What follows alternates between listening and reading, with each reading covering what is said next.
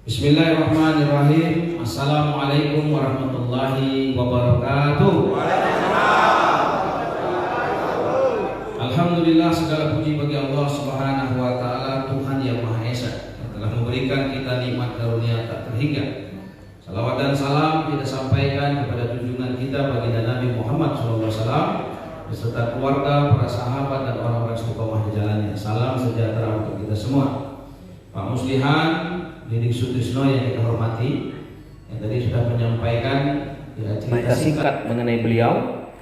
Begitupun cerita bagaimana pertemuan kami sehingga kemudian berpasangan. Allah pasangkan menjadi gubernur dan wakil gubernur Provinsi Bengkulu insya Allah ke depan. Dan juga seluruh kawan-kawan kepanitiaan yang sudah bersusah payah ya meluangkan waktu, tenaga dan menyumbangkan materinya sehingga acara pada hari ini bisa berjalan di tempat ini. Apa yang disampaikan Pak Muslihan betul ya, kita ini kenal dekat itu ketika di DPRD Provinsi. Ketika itu saya wakil ketua DPR Provinsi Bengkulu dan saya sangat salut dengan beliau. Beliau punya track record yang sangat baik dan belum pernah ada bermasalah secara hukum. 10 tahun menjadi bupati dan belum pernah ada persoalan hukum. Itu yang pertama. Yang kedua, saya tahu saya bertetangga di Sidomulyo begitu. Ya, rumah saya dan Pak Rumah Muslihan nggak jauh ketika itu. Kalau orang nambah rumah, kalau beliau jual rumah. Itu menandakan jangankan kebun dan lain-lain, tapi beliau ini betul-betul ketika 10 tahun menjadi bupati betul-betul banyak kebaikan yang ditorehkan. Bapak dan sekalian, saya tidak dilahirkan di Bengkulu. Tetapi itu bukan kehendak saya, itu kehendak Allah Subhanahu wa taala. Karena Allah yang berkuasa menentukan seseorang itu lahir di mana, apa warna kulitnya, bagaimana bentuk wajahnya. Saya dilahirkan di salah satu provinsi ya di Lampung. Dan kemudian tahun 97 saya ke Bengkulu itu sendirian sebatang kara. Tidak ada saudara, tidak ada sahabat, betul-betul sendirian. Ketika itu kuliah di Universitas Bengkulu, Fakultas Ekonomi jurusan Manajemen. Ketika semester 1 cari kos-kosan susah di Bengkulu. Maka kemudian saya berjalan, ketemulah di Gang Bersama. Ada satu rumah dekat masjid dan kemudian Pak Amrah namanya. Saya datang ke kediamannya, saya minta tolong saya ditampung di rumahnya. Maka kemudian dikatakan, iya, tempat saya nggak dikoskan, tapi kalau mau tinggal di rumah boleh. Akhirnya salah satu kamar kemudian saya tempati. Jadi saya punya bapak pertama di Bengkulu, Pak Amrah. Beliau orang Rejang, istrinya Rejang, dia Selatan. Jadi dia Rejang, Selatan. Saya makan apa yang mereka makan, saya minum apa yang mereka minum. Dan di rumahnya biasanya kita makan tuh di dapur pakai tikar sama-sama. Sampai sekarang itu pun saya amalkan. Kalau datang ke rumah pribadi di Sidomulyo, kita makannya lesehan. Nggak pakai meja, nggak pakai kursi.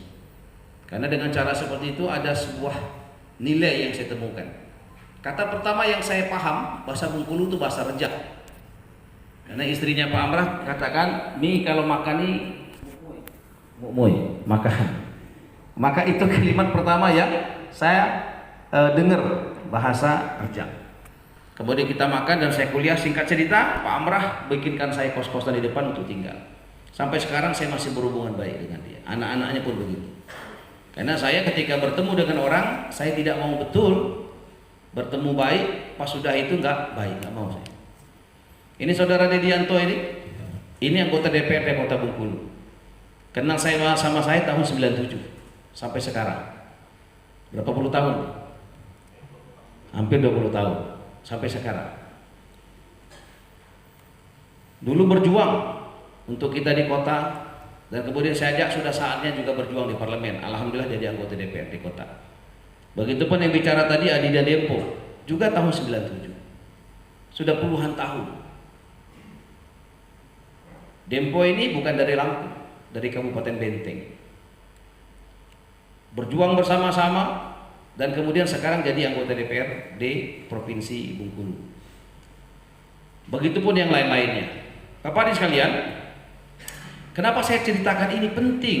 Jangan sampai kemudian kita salah paham. Pemilu kada gubernur ini bukan memilih kepala suku, betul? Bukan memilih kepala kelompok. Yang kita pilih adalah kepala pemerintahan Provinsi Bengkulu yang namanya gubernur, wakil gubernur. Maka apa yang kita pilih? Apakah karena kegantengannya? Tentu tidak. Apakah dari warna kulitnya? Bukan. Bukan juga karena kesamaan suku, tetapi yang kita pilih adalah pertama programnya. Apa sih yang mau dibangun 5 tahun ini, apa yang mau dibuat? Karena itu kan berkaitan dengan kita semua, betul Pak? Ketika kita pilih gubernur salah, maka 5 tahun kita akan menderita. Maka yang pertama harus kita tanya adalah apa yang akan dibuat? Program apa nih 5 tahun ini? Bisa saja seseorang itu akan mengarang cerita indah sehingga kita tertipu. Wah, ceritanya indah semua, nanti setiap orang digaji 10 juta setiap rakyat. Orang bisa ngomong begitu. Tapi apakah kemudian ini benar? Coba kita lihat track recordnya. Sebelumnya dia ini ngapain? Pak Muslian, saya katakan tadi, dia bupati 2 periode. Pernah dandim. Saya wali kota, ini periode kedua. Periode pertama, sekarang masuk periode kedua. Periode kedua pun saya ragu untuk maju. Jangan sampai ini cuma nafsu saja. Kalau orang Pak Muslian katakan jadi wali kota tuh 2 kali itu pasti kaya raya, di periode kedua saya tinggalkan Bengkulu 4 bulan Pak. Saya pergi ke Kamboja, saya matikan handphone. Saya khawatir menjadi wali kota periode kedua ini sesungguhnya cuma nafsunya Helmi Hasan. Saya khawatir rakyat tuh nggak enak aja memilih saya, maka saya tinggalkan. Biarkanlah mereka berpikir. Sehingga kalau nggak kelihatan saya, mudah-mudahan mereka jadi hilang nggak enaknya. Kalau nggak mau milih ya nggak apa-apa. Saya tinggalkan dulu, saya pamit. Saya bilang saya ingin periode kedua ini saya ingin tinggalkan. Saya nggak mau kampanye, nggak mau debat. 5 tahun sudah saya kampanye. Menjadi wali kota periode pertama itu kampanye sebenarnya. Betul nggak Pak? Kalau kita berbuat nggak perlu lagi ngomong, nggak perlu ngomong. Ada orang berbuat baik kepada Bapak, kan nggak perlu ngomong lagi, nggak perlu ngomong lagi. Maka saya tinggalkan. Saya pikir orang yang tinggal saja belum tentu dipilih, betul? Ada nggak incumbent yang nggak terpilih? Ada. Dia incumbent nggak terpilih banyak. Maka saya tinggalkan. Ditinggalkan ke Kamboja. Saya pulang tanggal 21.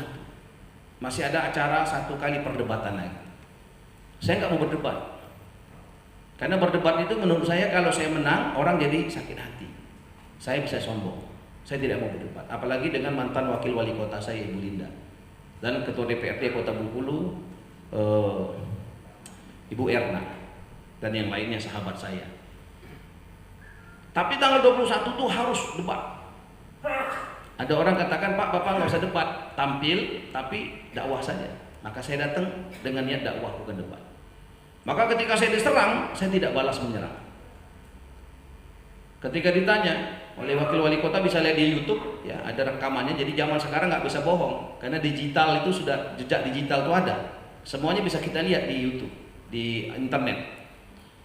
Ketika ditanya siapa yang membangun kota Bengkulu, dari tidak punya rumah sakit, kota ini menjadi punya rumah sakit, dan rumah sakitnya terbaik di dunia.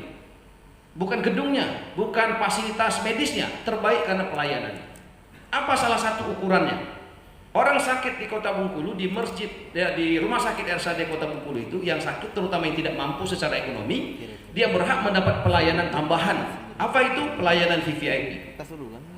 Salah satunya adalah salon gratis. Pedikur, medikur, krembat, massage gratis. Apa pedikur? Kuku digosok-gosok, dipotong. Ada seorang nenek-nenek yang sakit, dia tidak mampu. Saya datang, itu dia lagi di salon. Ya, infus masih ada, kukunya digosok-gosok dokter perawat, termasuk kuku kakinya, rambutnya disampo, krembat tuh sampo, disampoin, mukanya dipesel, ya dikasih apa itu. Saya tanya, Nek gimana nih? Dia bilang, itulah Pak, saya ini belum pernah katanya saya yang seperti ini nih. Enak. Anak saya saja yang saya lahirkan belum pernah motongkan kuku saya Pak. Anak kandung saya yang saya lahirkan belum pernah berkremat, ya menyampoi rambut saya. Tapi dokter perawat rumah sakit kota ini, kuku kaki saya yang hitam dipotong, digosok jadi bersih. Sampai menangis. Kenapa nenek nangis? Apa nenek nggak senang? Saking bahagianya, Pak. Datuk masih hidup, itulah sayangnya lah meninggal. Bapak ibu sekalian, kebahagiaan itulah yang kemudian membuat kami berdua maju untuk pilkada gubernur ini. Pernah kita lihat dan dengar berita, ada orang kaur. Boleh dilihat di internet, ini bukan omong kosong, lihat di internet, betul tidak ceritain. Ada orang kaur, dia seorang ibu, hamil, melahirkan di M Yunus. Meninggal ini anak. Dia ingin bawa balik anaknya ke kaur. Mau pinjam ambulan yang dibeli pakai uang rakyat. Diminta uang. Dia gak punya uang. Akhirnya diambil kantong asoy, cabang bayi yang meninggal dibawa pakai kantong plastik hitam. Salah rumah sakit? Bukan. Salah dokternya? Tidak. Menurut keterangan yang saya dapat, karena memang di provinsi ada namanya peraturan gubernur. Betul Boy? Betul. Yang mengharuskan setiap ambulan itu ada PAD. Di kota Bengkulu, setiap puskesmas ada ambulan. Terbaru setiap kelurahan kecamatan kita kasih ambulan. Dan setiap ambulan kita titipi uang 50 juta. Agar apa? Agar setiap orang yang menggunakan ambulan gratis. Tidak boleh ada kejadian seperti ibu yang di Kaur tadi yang melahirkan kemudian meninggal anaknya kemudian bawa kantong plastik. Tidak boleh. Karena rumah sakit itu tuh uangnya dari ibu itulah, namanya APBD. Gaji dokternya pun dari ibu itulah, namanya APBD. Ambulan itu pun dibeli pakai uang ibu itulah, namanya APBD. Bapak dan sekalian, itulah kenapa kemudian kita berjuang untuk mewujudkan APBD untuk rakyat di Provinsi Bengkulu itu. Apa selama ini bukan untuk rakyat? Contohnya, ada orang meninggal, ingin bawa bayinya, pinjam ambulan sebentar, ternyata dia nggak bisa. Kalau nggak punya uang. Kalau APBD untuk rakyat, maka ambulan itu silakan pakai. Jangankan ambulan, mobil dinas gubernur BD1 itu pun harusnya bisa digunakan rakyat untuk melamar. Kenapa? Karena itu uang rakyat. Di kota Bengkulu, BD1A, mobil Alphard kita beli dulu, saya pakai mobil Innova periode pertama. Karena saya tidak ingin bermewah-mewah. Tapi ketika saya melihat banyak sekali warga kota Bengkulu yang ingin melamar tapi nggak punya kendaraan, akhirnya sibuk pinjam sana, pinjam sini. Bukankah pernikahan itu adalah hari-hari yang membahagiakan? Bukankah lakinya disebut seorang raja sehari, wanitanya disebut ratu sehari? Maka ketika itu ada orang menawarkan, Pak, ini perlu dianggarkan mobil Alphard. Bupati-bupati lain sudah punya Land Cruiser, Pak. Alphard sudah punya, tinggal Bapak saja yang wali kota. Saya kalau untuk saya nggak mau, tapi untuk rakyat Bapak juga bisa dibagi. Maka kita anggarkan 1 unit Alphard. Sehingga siapapun yang menikah di kota Bengkulu, baik dengan kabupaten lain menikah, boleh pakai mobil Alphard itu Sabtu dan Minggu. Banyak orang protes ini melanggar hukum segala macam. Saya bilang giliran untuk rakyat kita bicara hukum, giliran untuk kita tutup hukum kita. Tidak, saya tidak mau. Tetap boleh Sabtu Minggu rakyat boleh pakai. Alhamdulillah ketika saya kunjungan ke beberapa kota di Indonesia, semuanya tertarik dan sekarang hampir sebagian besar wali kota membolehkan kendaraan dinasnya dipakai rakyatnya Sabtu dan Minggu. Bapak dan sekalian, yang kedua, di kota Bengkulu, setiap anak yatim, ada anak yang ditinggal orang tuanya, maka pemerintah akan angkat anak. Wali kota Bengkulu, wakil wali kota Bengkulu, sampai pejabat terendah di kota Bengkulu, wajib hukumnya mengangkat anak. Bapak dan sekalian, target kita bahagia. Anak yatim ditinggalkan orang tuanya, kehilangan. Maka untuk menghiburnya, wali kota mengangkat anak. Dibuat Helmi Hasan, wali kota Bengkulu, mengangkat anak namanya si Ani. Setiap bulan ada pertemuan dengan istri saya, dengan saya. Kadang di balai kota, kadang di rumah, kadang di restoran. Setiap bulan juga kita memberikan santunan. Bapak dan sekalian, ini luar biasa. Wakil wali kota saya, semuanya, saya tanya dengan pejabat saya, gimana rasanya setelah kamu punya anak angkat? Enak, Pak. Bahkan anak angkat saya ini, Pak, ternyata anak kawan saya yang sudah lama tidak ketemu. Saya satu SD sama bapaknya, Pak. Bapaknya sudah meninggal. Saya tahu kalau itu anak teman saya. Bapak ibu sekalian, ini penting juga agar kemudian anak-anak yang ditinggal orang tuanya punya semangat yang sama dengan anak-anak yang lain, agar mereka juga percaya diri untuk mengejar masa depannya yang cerah itu. Begitu juga para lansia, orang-orang yang sudah tua. Iya, kalau anaknya mampu secara ekonomi, kalau anaknya tidak mampu bagaimana? Maka ini pun harusnya menjadi tanggung jawab APBD. Harus ada santunan bantuan yang diberikan kepada para lansia itu. Dan Bapak hadirin sekalian, inilah yang menginspirasi kami berdua maju sebagai gubernur dan wakil gubernur ke depan. Dan ini perlu pengalaman betul. Tadi dikatakan saya pernah menjadi anggota DPRD Kota Bengkulu 5 tahun. Dan kemudian pernah menjadi wakil ketua DPR Provinsi Bengkulu setengah periode. Dan kemudian menjadi wali kota periode kedua, pertama dan yang kedua sekarang. Bapak ibu sekalian, penting ini. Selain itu juga apa? Jalan. Kita ingin jalan kita mulus. Kalau di Kota Bengkulu alhamdulillah sebagian besar sudah mulus, masuk gang-gang. Belum 100% karena penambahan perumahan di Kota Bengkulu begitu cepat. Sudah selesai ini jalan, besok ada perumahan baru lagi dibuat, jalannya rusak dengan perumahan kita lagi.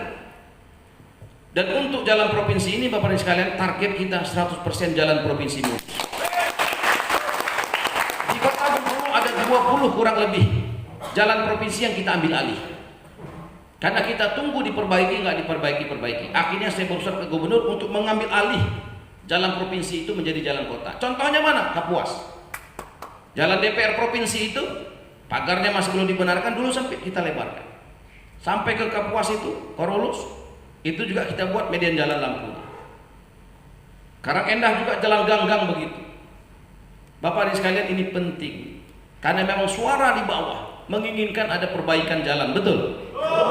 Yang kedua, yang kita akan buat adalah 1000 lahan produktif. Perlu saya jelaskan. Apa itu lahan produktif? Lahan produktif itu adalah lahan yang ada di desa-desa yang tadinya nggak ada manfaatnya, maka kemudian pemerintah hadir. Begitu dengan program irigasinya, dengan program bibit gratisnya, dengan program pupuk gratisnya, dengan program sertifikat gratisnya. Dan ketika sudah ditanam, karena pemerintah yang mengarahkan, maka kalau ingin dijual boleh dengan pemerintah beli. Misalnya pemerintah meminta yang ini tanam jagung, cara menanam yang baik bagaimana? Nanti ada mahasiswa yang melakukan pendampingan. Pemerintah provinsi insya Allah ke depan ketika kita terpilih, kita akan kerjasama dengan seluruh universitas. Kita ambil yang terbaik, kita yakinkan kampusnya untuk mereka dipekerjakan di Provinsi Bengkulu, nanti mendampingi masyarakat yang ada di desa-desa untuk membuat lahan produktif tadi 100.000 hektar. Oh banyak banget, ngayal. Tidak Pak, 100.000 hektar itu sedikit daripada 1,9 juta hektar yang dikuasai masyarakat. Belum yang HGU. HGU ini akan dikoreksi. Mana HGU yang tidak dimaksimalkan, itu kita akan ambil, kita bagikan kepada rakyat. Bapak ibu sekalian, ketahanan pangan itu penting. Maka 100.000 lahan hektar fokusnya pemerintah provinsi itu. Dan selanjutnya, bagaimana kalau tanah rakyat ini ingin dijual? Jangan jual kepada orang, jual kepada pemerintah. Kalau dijual kepada pemerintah, besok ketika lahannya produktif, ada hasilnya, boleh dibeli lagi oleh masyarakat. Tapi kalau lahannya dijual kepada orang lain, besok kita jadi budak di negeri kita sendiri. Tidak boleh ada masyarakat desa menjual tanah di luar, harus jual ke Pemprov. Tapi orangnya nggak diusir. Bapak di desa kepengen nyekolahkan anak kedokteran, uangnya nggak ada, mau jual tanah, bingung, jangan ke orang, hubungi pemerintah. Pemerintah beli, bapak tetap di situ, tetap berkebun di situ. Nanti kalau sudah ada hasilnya boleh dicicil, lama-lama tanah itu kembali kepada kita lagi. Tidak boleh kemudian Bapak ibu sekalian, dari mana idenya ini? Ketika saya ke Jogja, Bapak jalan ke Jogja, Sultan Jogja itu berkuasa apa tidak? Berkuasa, jadi gubernur. Tidak pakai pilkada, otomatis jadi gubernur Sultan Jogja. Orang mau beli tanah di Jogja nggak bisa, cuma bisa nyewa, minjem doang. Maka Jogja sultannya dihargai, betul. Cuma Bapak jalan ke Cirebon, Kesultanan Cirebon, dia nggak punya tanah. Untuk memelihara istananya dia nggak sanggup. Padahal kerajaan sama dengan Sultan Jogja. Begitupun nasib Bengkulu ini, Bapak Ibu sekalian. Kalau di desa-desa sudah jual tanah semuanya, lalu kita mau tinggal di mana? Betul. Tanpa kami butuh, Pak, jangan jual ke orang, jual ke pemerintah. Sehingga nanti dengan 100.000 hektar lahan produktif ini, pemerintah kasih bibit gratis, pupuk gratis, sertifikat gratis. Kalau sudah ada hasilnya, balikan tuh duitnya. Cocok? Bapak Ibu sekalian, begitupun hand traktornya.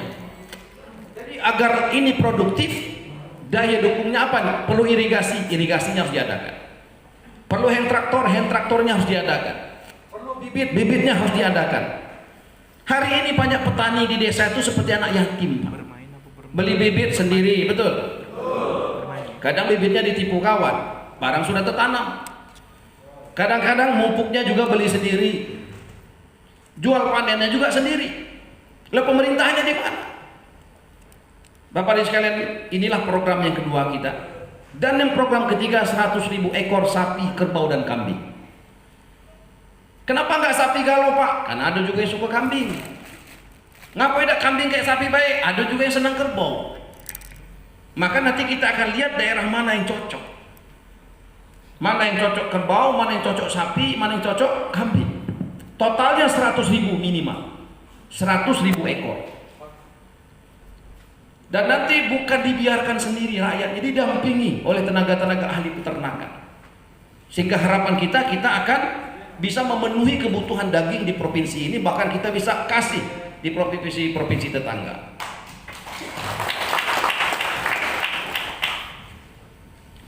Bapak Ibu sekalian, termasuk ada 100.000 lapangan kerja serta meningkatkan kesejahteraan keselamatan buruh pekerja PTT dan ASN. 100.000 lapangan kerja ini bagi sebagian orang nggak masuk akal. Dulu di Kota Bengkulu periode pertama saya buat program 50.000 lapangan kerja. Dana bergulir 1 miliar 1 kelurahan. Dulu orang protes, demo, nggak percaya. Tapi di periode kedua, saya nggak kampanye, nggak debat, karena orang merasakan. Memang tidak sampai 50.000 karena dananya tidak disetujui DPR, hanya 11,4. Tapi sekarang yang terdata hanya 20.000 orang dari target 50. Bapak Ibu sekalian, 100.000 ini bukan hayalan. Kalau dari 100.000 hektar tadi saja, per 1 hektar itu ada 1 tenaga ahli yang kita kirim, itu sudah 100.000. Belum lagi kita akan buat pabrik yang akan mengolah hasil-hasil pertanian. Kalau di Curug nanam tomat, nanam cabai, besok jangan tomat bulat-bulat dijual lagi, tapi juga ada pabrik pengolahan saus, sehingga kita bisa jual botolan, sehingga kesejahteraan petani kita akan meningkat. Begitu juga yang lain, Bapak Ibu sekalian. Dan kita juga akan memberikan 1 ambulan 1 desa. Jadi setiap desa itu nanti insya Allah akan ada 1 ambulan. Kalau ada 1 ambulan, tentu ada 1 yang bawa mobil, betul? Tidak mungkin ambulannya jalan dewe. Pasti ada yang bawa. Siapa yang bawanya? Terserah bapak-bapak sekalian rekomendasi. Siapa yang cocok? Bapak kok ngicu baik, belum jadi baik bapak saya itu. Tengok di kota. Di kotanya yang bawa ambulan adalah orang-orang yang dulu berjuang. Boleh dilihat. Dan kita bikin grup, sehingga orang-orang itu merasa perjuangan itu ada hasilnya. Karena biasanya di politik ini mau tawai Pak, kelak kita ditinggalnya. Betul tak? Maka saya ceritakanlah, ini saudara saya Didianto tadi puluhan tahun, Dempo itu puluhan tahun. Kalau konsep seperti itu main tinggal-tinggal, bukan dia yang jadi DPR, tentu yang lain. Bukan Dempo yang jadi DPR, tentu yang lain. Tapi karena kita meyakini bahwasanya bertemu kita ini dengan berjuang bersama-sama, saat sekarang Bapak tolong kami, tapi satu saat kami akan tolong Bapak-Bapak. Setiap desa itu adalah orang-orang yang berjuang yang bisa bawa mobil ambulan itu, dan itu gratis Bapak sekalian.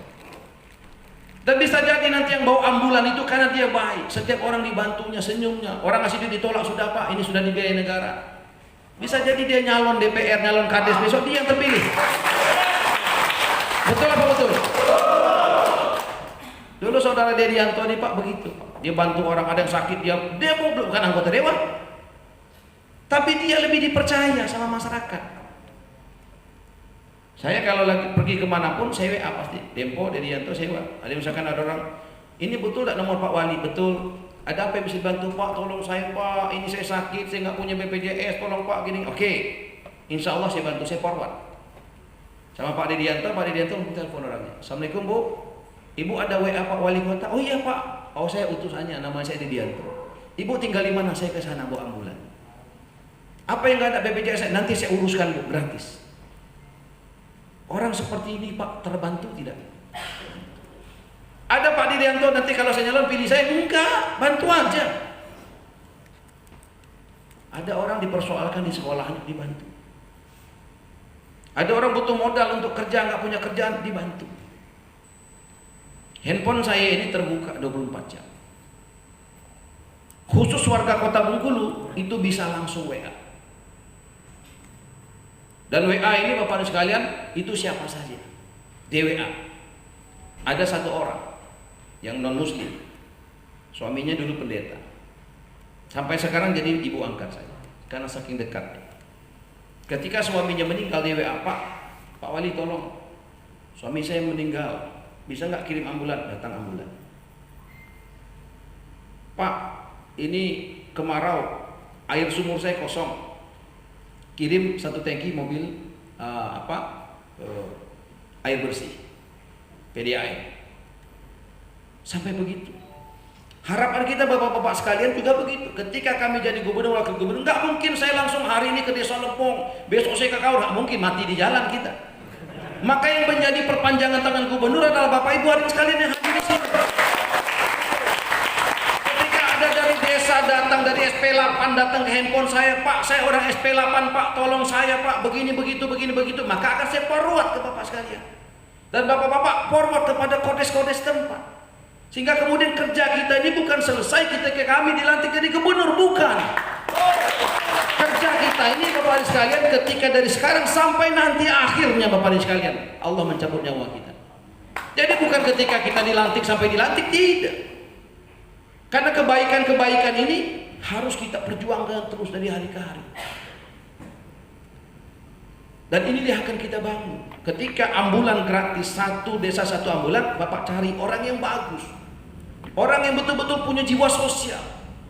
Tapi dia tidak bekerja, kasih kerjaan dia sebagai PTT untuk membawa satu ambulan.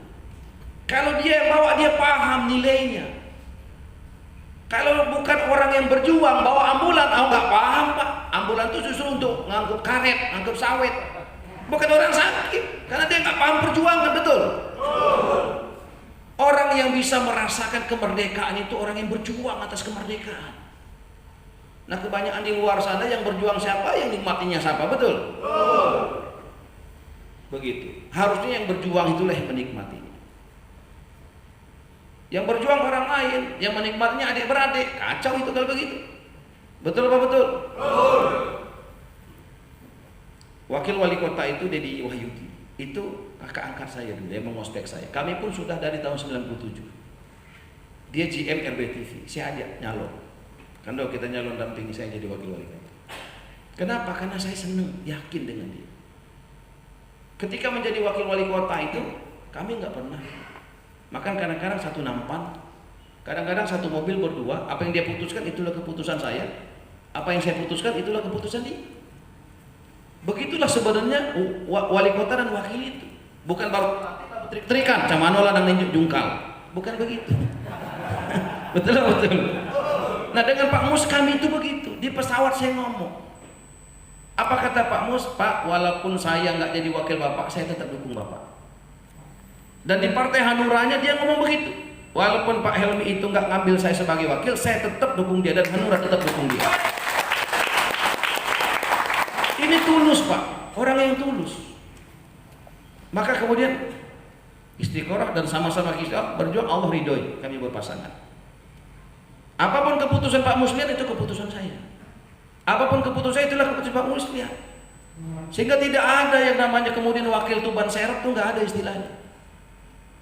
Karena ketika memimpin ini Bapak sekalian yang Gubernur dan wakil gubernur harus kompak. Jangan mentang-mentang lah terpilih gubernur pasang foto dewean, wakilnya tidak dipasang. Lah foto bela Belitung. Betul apa betul? Apalagi yang lain. Lah foto bela Belitung, apalagi yang lain. Bapak Ibu sekalian, inilah kita perjuangkan nanti. Dan saya tidak bicara layar ke depan, silakan lihat ke belakang. Betul nggak cerita pasangan? Tanya Pak Deddy Wahyudi. Betul nggak? Tanya saja. Betul nggak anak yatim diangkat anak di Kota Bogor? Cek saja Pak. Cek saja. Betul nggak ambulan di Kota Bogor ini gratis setiap Quran? Silakan dicek saja. Betul nggak mobil dinas apa dipakai pengantin? Cek saja. Sekarang nggak bisa bohong. Dan ada jejak digital, ada videonya. Saya selanjutkan karena waktu kita sampai mepet sebentar lagi. Satu desa satu hafiz Quran. Bapak, hidup kita ini nggak lama gitu, sebentar saja. Jangan sampai kita mati, anak-anak kita, jangankan doakan kita baca Quran nggak bisa, bahaya gitu. Betul kita perlu jalan, perlu ambulan, tapi kita perlu juga akhirat kita. Maka program kita ke depan adalah satu hafiz Quran, alim satu desa. Sehingga nanti anak-anak desa itu begitu pulang menjadi alim ulama di desa masing-masing. Enggak perlu nyantri ke daerah-daerah lain untuk hafal 30 juz, cukup di desanya saja. Kalau main ke rumah saya di Sidomulyo, saya lantai 2 dulu untuk kantor, sekarang saya keluarkan ada 10 anak yang kita didik menjadi hafiz Quran. Anak-anak yang yatim, anak-anak tidak mampu tinggal serumah dengan saya. Agar apa? Agar kita ingat, tersuasana. Walet saja banyak orang buat 5 lantai sarang walet, betul? Walet, masa anak habis Quran tidak kita kasih? Walet itu tidak dijamin masuk surga, tapi habis Quran Pak bisa menyelamatkan 10 orang ahli neraka. Jadi perjuangan kita itu bukan perjuangan hanya untuk Helmi Mustian, bukan yang untuk Bapak, bukan untuk anak keturunan kita. Agar anak keturunan kita nanti masjid-masjid makmur 24 jam hidup amalan. Orang datang ke kampung kita, orang senang di kampung kita. Kenapa di kampung kita semuanya senyum? Tamu dilayani dan sebagainya. Dan selanjutnya, satu desa beasiswa dan seragam sekolah. Ini juga akan program kita untuk pendidikan. HM Samawa. HM Samawa ini muncul idenya gara-gara kami punya program di kota. Setiap habis sholat Jumat sebelum Covid makan 1000 nampan. Jadi siapa saja mau makan gratis datang sholat Jumat makan. Kadang dengan saya dengan wakil. Satu hari saya makan 1 nampan, ada yang datang. Pak boleh saya gabung? Boleh. Saya cucikan tangannya. Ayo makan. Dia ngomong, Pak program Bapak padek galon. Alhamdulillah. Cuman jalan gitu maka padek Pak. Dulu belobang, kini lah mulus. Jangankan ini Pak lalar baik kalau enggak udah terpleset saking licinnya. Ayo. Terus yang mana lagi? Lampu jalan, lah padek Pak. Tapi itulah Pak katanya, aku ini belum bahagia. Lah ngapa belum bahagia kamu? Berarti gagal dong saya. Ngapa belum bahagia? Cak mana ndak bahagia Pak? Makan seorang, minum seorang, gelak seorang. Maksudnya cak mana? Ya bini aku udah tinggal Pak. Jadi ya tolong carikan bini. Bapak kan ndak aku bahagia nih. Itulah membuat aku bahagia Pak. Itulah kita buat program namanya Hadiah Samawa. Kalau di Kota Bengkulu harapan doa sakinah mawaddah warahmah. Tapi kalau di provinsi HM Samawa. Harapan masyarakat sakinah mawaddah warahmah. Bisa saja ada janda di Kabupaten Lebong, jodohnya di Kabupaten Moko-Moko, tapi tidak ketemu karena gubernurnya belum Helmi Muslihan. Tapi insya Allah kalau gubernurnya Helmi Muslihan, kita akan buka program namanya Hadiah Samawa, harapan masyarakat sakinah mawaddah warahmah. Di kota sudah dibuat Pak, sudah namanya Hadiah Samawa, harapan doa sakinah mawaddah warahmah. Sudah didedikasikan, lah banyak. Lah banyak. Satu saya sebutkan. Handphone ini viral. Semua orang tahu, hampir semua orang tahu. Ada WA masuk. Assalamualaikum. Betul ini Bapak Wali Kota? Betul. Bapak langsung, lah iyo saya bilang handphone saya. Pak saya mau ngomong Pak. Boleh. Apa? Saya ini janda Pak. Saya janda tapi tidak punya anak. Nah terus apa?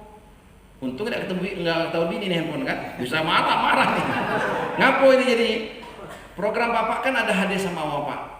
Bisa nggak aku minta tolong carikan aku jodoh? Bisa, insya Allah. Kau ndak kriteria yang macam mana? terserah bapak tulah, aku percaya pilihan bapak. Oke. Ada seorang ustaz, bagus seorang isi perhatikan. Saya tanya, Ustaz sudah punya istri belum? Belum pak. Mau nikah? Ya mau lah pak, tapi belum ada jodoh. Wah, ada jodoh ustaz ini, cocok nian. Saya belum nengok Tino itu belum. Padek nian pak. Siapa yang tidak dengan saya pak? Wah jangan putus asa, ustaz sholat tengah malam doa. Setelah itu ini nomor handphonenya, hubungi dia dari saya. Oke pak, hubungi. Saya kasih tahu dengan perempuan tadi, kamu kenalan dulu, nggak usah ketemu ya, kenalan dulu saja. Sudah mantap ada getarannya, sudah istiqoroh, baru nanti kita nikahkan. Dan nggak usah pacaran, saya bilang. Kalau pacaran kalau nggak coba-coba belum, jadi masalah. Udahlah saya bilang, yakin saja. Oke pak, singkat cerita cocok nikah. Saya tahu ini orang bingung dia melamar bagaimana. Saya bilang kau udah pusing-pusing, jas semua disiapkan gratis. Bahkan salon pun kita gratiskan. Mobilnya kau pakai Alphard BD1A. Lamarlah perempuan itu. Masih bingung dia. Oh resepsi di balai kota. Tidak usah pakai uang. Uangnya sudah ada, uang rakyat. Boleh.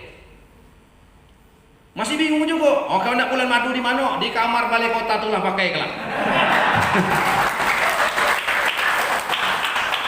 Baru senyum terima kasih Pak, alhamdulillah cocoknya nikah. Alhamdulillah. Bukan baru banyak yang lain Bapak sekalian. Daripada nanti orang-orang ini kenalan di tempat yang nggak jelas betul. Kalau pemerintah cross check betul ini orang bener nggak. Jangan kenalan di internet, kenalan di kafe, di pantai, bingung. Tapi kalau dikenal pemerintah, dan saya keliling ke Padang, saya cek kan, oh pada ketawa. Kalau ada janda di sini, ada duda di sini, ada bujangan mau menikah, saling menjodohkan tuh bagus. Dan itu ajaran Nabi. Nabi itu ketemu sahabat pasti ditanya, kamu sudah nikah belum? Belum ya Rasulullah. Nikahlah cepat sampai 3 kali. Rasulullah lamarkan. Itu caranya. Sehingga pemerintah tidak boleh abai dengan masyarakatnya, karena menginginkan kebahagiaan di tengah-tengah masyarakat. Itu hadis samawa.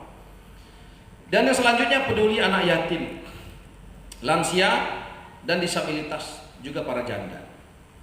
Para janda yang kita maksud janda tua. Dari janda-janda tua ini disantuni. Kalau janda yang masih muda dicarikan pasangan. Nah, jadi yang masih muda di sini boleh kontak saya nanti ya. 0811 73 7646. Terwujudnya transportasi udara antar kabupaten kota. Bagian selatan sudah saya cek ada lapangan udara angkatan udara. Itu bisa dikerjasamakan sehingga nanti dari kota Bengkulu ke selatan di mana tempatnya itu ada bandara. Tinggal bisa kita kerja sama-sama maskapai atau kita beli pesawatnya. Pesawat kecil seperti Susi 10 sampai 12 penumpang itu bisa dibeli APBD kita. Kalau untuk di Muko-Muko itu sudah bisa wings karena memang ininya sudah luas. Dan untuk di Enggano itu juga bisa dilalui, sudah ada bandaranya. Sehingga ada 3 insya Allah nanti. Selanjutnya Bapak Ibu sekalian, tersedianya air bersih, lampu jalan, sarana olahraga, seni budaya dan wifi gratis di setiap desa. Dan pabrik pengolahan hasil pertanian, perkebunan, peternakan dan perikanan sesuai dengan kebutuhan daerah masing-masing daerah. Bantuan kapal dan alat tangkap nelayan. Dan balai raya mobil dinas Sabtu Minggu untuk rakyat. Jadi di balai raya itu membereskan Sabtu Minggu itu kita akan undang nanti apapun kegiatan, mungkin ada yang resepsi pernikahan, ada yang acara apa, itu dibuka untuk masyarakat Sabtu dan Minggu. Dan kemudian rasmi beras dan mie terenak di dunia untuk rakyat. Di kota Bengkulu ketika Covid, setiap warganya diberikan, walaupun bukan kakak KTP Bengkulu, asalkan tinggal di Bengkulu. Kita bagi semua kurang lebih sekitar 50 miliar. Orang ngomong dengan saya, Pak, ini uang kita kan dikit Pak, kalau dibagi ini nanti habis. Enggak, Allah akan ganti, percaya saya. Karena rakyat kita lagi susah. Kita yang nyuruh rakyat stay at home, masa enggak kita kasih makanan? Tidak peduli rumahnya, tidak peduli agamanya, yang penting tinggal di kota Bengkulu kita bantu. Alhamdulillah Bapak sekalian, Allah gak lama-lama ganti itu 50 miliar lebih. Pertama kita menjadi pemenang new normal bidang transportasi. Kota Bengkulu mengalahkan Surabaya itu gak masuk akal. Kota Bengkulu mengalahkan Bandung, Bogor, Makassar itu gak masuk akal. Kota Bengkulu mengalahkan Jakarta itu gak masuk akal. Tapi itu kenyataan. Jurinya bukan kita, Menteri Dalam Negeri. Uangnya dari Kementerian Keuangan, hadiahnya 3 miliar. Yang kedua, kita dapat hadiah juga dari WTP BPK. Berturut-turut WTP kita dapat hadiah 47 miliar. Totalnya 50 miliar. Balik nggak duit dari Bapak? Keyakinan itu. Dan selanjutnya kita akan buat mini hospital. Apa itu mini hospital, Pak? Rumah sakit mini. Apa itu bentuknya? Puskesmas di kecamatan itu kita akan dorong untuk kemudian jadi rawat inap. Sehingga kalau yang sakit bisa ditangani di kecamatan, nggak perlu jauh-jauh ke provinsi. Sehingga kita akan dorong agar rumah sakit puskesmas itu meningkat pelayanannya menjadi 24 jam, bisa rawat inap. Dan selanjutnya menyediakan penginapan gratis bagi keluarga pasien dari desa di Rumah Sakit M Yunus Bengkulu. Saya seringkali mengantarkan pasien ke M Yunus, kasihan Pak. Kadang-kadang orang dari desa datang berobat ke M Yunus, dia nggak punya saudara, tidur di emperan rumah sakit. Akhirnya yang sakit belum tentu sehat, yang sehat kemungkinan sakit. Lalu apa yang kita buat? Kita akan buat rumah di sana, Pak, semacam hotel, penginapan untuk keluarga pasien dari desa, gratis. Sehingga orang-orang dari desa ketika ngantar pamannya, ngantar emaknya untuk berobat ke M Yunus, dia punya tempat tinggal disediakan pemerintah. Dan selanjutnya terwujudnya pelayanan rumah sakit yang terbaik di dunia. Terbaik di dunia ini maknanya adalah pelayanannya seperti tadi saya katakan, salon gratis tadi. Sehingga hatinya tersentuh. Mungkin fisiknya belum sembuh tapi dia bahagia. Kadang-kadang di rumah sakit mentang-mentang orang miskin pelayanannya Masya Allah. Betul apa betul? Diuntal-untalnya gitu. Sebenarnya selesai sehari, sebulan lagi. Ini nggak benar. Kalau ada keluarga dibegitukan di Rumah Sakit Kota Bengkulu, WA saya segera. Karena memang semangat kita dengan direkturnya, dengan seluruh tenaganya, itu melayani betul-betul dengan hati. Bedah rumah HM Samawa. Saya sudah berkeliling di desa-desa, banyak rumah-rumah yang tidak layak. Maka kita akan programkan bedah rumah. Di Kota Bengkulu sudah mulai namanya HD Bahagia. Jadi rumah bisa dibangun kurang lebih dalam 1 hari. Rumah anti gempa, layak huni. Dari kesehatan pun layak. Nilainya kurang lebih sekitar 40 sampai 45 juta satu rumah. Dan itu gratis kita berikan untuk masyarakat kita. Usulannya dari mana? Ya dari Bapak Ibu sekalian. Cari orang-orang yang betul-betul layak mendapatkan itu, Bapak mengusulkan. Sehingga struktur yang kita bangun ini bukan struktur yang sekarang, tapi untuk nanti juga. Sebagai mata kepalanya, kepala daerah dan wakil kepala daerah Provinsi Bengkulu. Rumah ibadah makmur 24 jam haji dan umroh gratis. Bapak dan sekalian, Allah janjikan kepada siapa saja yang memakmurkan masjid atau rumah ibadah, maka dia akan diberikan kemakmuran. Jangan pernah berhayal kita makmur kalau masjidnya nggak makmur atau rumah ibadahnya nggak makmur. Jangan pernah dicintai Allah kalau tidak mencintai masjid atau tidak mencintai rumah ibadah. Maka kemudian Bapak sekalian, ini penting. Kita akan makmurkan rumah ibadah dan haji dan umroh gratis. Ini kita akan buat satu metodologinya sehingga orang layak mendapat haji gratis dari pemerintah, umroh gratis dari pemerintah. Nanti secara panjang akan dijelaskan di lain kesempatan. Inilah mungkin yang perlu kami sampaikan, 20 kunci bahagia ala Helmi Muslian, insya Allah APBD untuk rakyat. Dan ini tidak akan pernah tercapai tanpa dukungan kita semua. Maka luruskan niat, luruskan niat.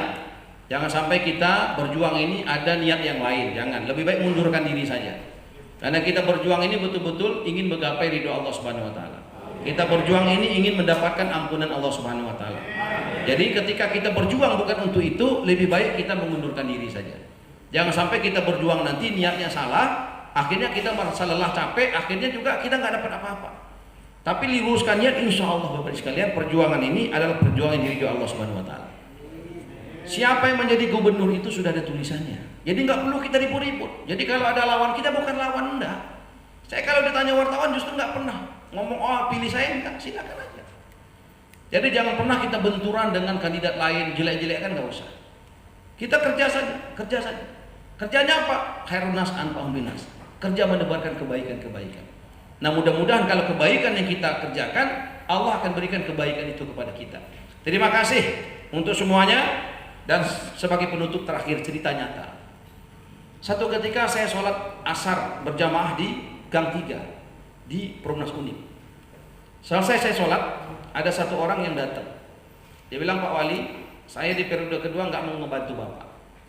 Loh kenapa? Karena saya nggak dapat apa-apa. Oh gitu ya? Sebentar. Kamu nggak mendukung saya di periode kedua, alhamdulillah nggak apa-apa. Terima kasih. Tetapi saya ingin ceritakan kalau soal dapat. Kamu tahu nggak dulu sebelum saya jadi wali kota ada nggak rumah sakit? Nggak ada Pak. Ketika saya jadi wali kota rumah sakit ada? Ada Pak. Kamu tahu nggak dari mana tuh rumah sakit? Dari APBD. Siapa yang tanda tangan APBD? Helmi Hasan. Kenapa dia tanda tangan? Karena dia wali kota. Kenapa dia wali kota? Karena kamu dukung dia. Rumah sakit itu bukan rumah sakit Helmi Hasan, tapi rumah sakit Kota Bengkulu termasuk kamu yang punya. Ada kamu sumbang 1 biji pasir saja untuk rumah sakit? Tidak. Kamu jalan-jalan ke Karangendah, dulu bisa nanam lele di sana. Sekarang sudah hobi. Ada kamu sumbang koral 1 truk? Tidak. Dari mana jalannya mulus? APBD. Siapa yang tanda tangan? Helmi Hasan. Kenapa dia tanda tangan? Karena dia wali kota. Kenapa dia wali kota? Karena kamu dukung dia. Dan kalau kita ceritakan lagi ini panjang sampai subuh kita akan di sini. Maka dia katakan, maaf Pak, saya periode kedua akan dukung Bapak lagi. Hadirin sekali, ini perlu saya ceritakan agar meluruskan niat kita. Kita berjuang ini betul-betul ingin melakukan sesuatu itu karena Allah. Dan mudah-mudahan perjuangan kita ini akan diridhoi Allah Subhanahu wa taala. Terima kasih, sampaikan salam hormat saya kepada jiran tetangga. Saya tidak akan bicara teknis perjuangan. Nanti ada tim yang bicarakan itu, tapi saya menyampaikan dulu pokok-pokok pikiran ini agar kemudian tidak bias di luaran, sehingga ketika ada yang bertanya, Bapak sekalian bisa menjelaskan nanti. Nomor handphone saya 0811737646. Ini nomor handphone saya langsung ya. Kalau nelpon tidak diangkat artinya saya lagi ada kegiatan, maka sebaiknya WA saja. WhatsApp. Nanti saya akan keliling ke seluruh kecamatan-kecamatan, ya akan keliling. Karena setelah penetapan itu sebelum saya sudah akan cuti. Saya cuti 71 hari kurang lebih, saya akan keliling ya, dari satu desa satu kampung. Jadi kalau untuk ketemu mungkin saya agak sulit ya, karena memang saya yang bergerak. Tidak perlu orang bergerak ke saya, tapi saya yang bergerak. Karena kalau orang bergerak saya nunggu dulu, waktunya banyak terbuang. Kalau kita mobile, karena waktu kita cuma 2 minggu Bapak sekalian. Dan cuma 2 bulan. Lebih baik kalau ketemu sekarang sudah canggih, video call saja. Di video call kan kita nggak perlu jauh-jauh, bisa langsung ngomong. Begitu kira-kira bisa dipahami ya. Misalnya kan ada pertemuan di mana, video call. Sehingga nanti saya bisa ngomong. Jadi kalau seluruhnya harus didatengin semua resmi, nggak akan terkejar waktunya. Kadang takziah saja kalau saya datang seperti tadi di Benteng saya takziah, itu saya cuma sambutan saja sudah tuh saya pamit. Karena kalau nunggu sampai selesai, sampai 1 jam, sedangkan banyak yang lain yang harus ditemui, karena waktunya cuma 2 bulan. Nah mohon dimaklumi, dan kami juga jarang sekali misalkan mau berdua, ini banyaknya pisah, sehingga Pak Muslim garap di mana, saya garap di mana, karena waktu kita sangat terbatas. Terima kasih, semoga Allah Subhanahu wa taala, Tuhan yang Maha Esa selalu memberikan hidayah, petunjuk, kekuatan kepada kita semua untuk berjuang bersama-sama dalam rangka menggapai ridho dan ampunan Allah Subhanahu wa taala menuju Bengkulu yang religius dan bahagia. Subhanallahi wa bihamdihi, subhanakallahumma wa bihamdika, asyhadu an la ilaha illa anta, astaghfiruka wa atubu ilaik. Billahi taufiq wal hidayah. Assalamualaikum warahmatullahi wabarakatuh.